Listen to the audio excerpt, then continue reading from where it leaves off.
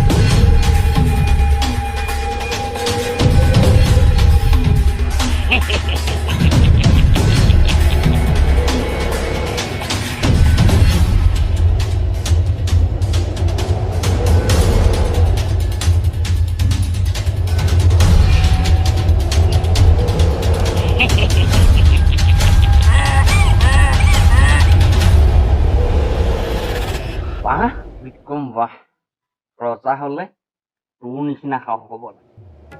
মই বেটাল, মুক্তি নোপোৱা আত্মা, কিন্তু মানৱই যি সাহসেৰে মোক উঠাই আনিছ, বাহ, তোৰ সাহস প্ৰশংসনীয়।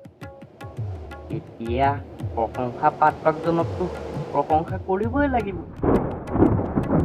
কিন্তু তই মোক নিজন প্ৰাণদ্বীপৰ ওচৰলৈ লৈ যাবলৈ আহিছ, ই এটা মহান। কিন্তু তই বহুত ভাল। এতিয়া ভালকতো ভাল বুলিয়ে ক'ব লাগিব। তোৰ লগত মই যাম, তোৰো সন্মানৰ কথা আছে দেচোন, মই বুজি পাওঁ, কিন্তু মই দুটা চৰ্ততহে তোৰ লগত যাম। প্ৰথমটো হ'ল যাত্ৰাপথত কোনো মাত মাতিব নোৱাৰিম, মাত মাতিলে উৰি গুচি আহিম। দ্বিতীয় চৰ্তটো হ'ল মই সোধা প্ৰশ্ন তই জানিও নিদিও, মই তোৰ মূৰটো খন্ন বিখন্ন কৰি পেলাম।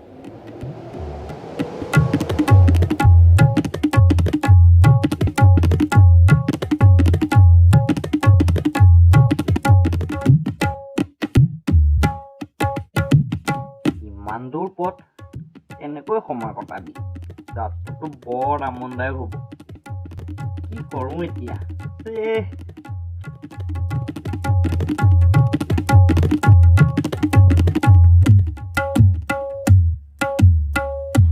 তোৰো আমনি মোৰো আমনি, এটা কাম কৰা হওক, মই তোক এটা কাহিনী শুনো, মোৰো সময় পাৰ হ'ব আৰু তোৰো মন ভাল লাগিব, নে কি ক?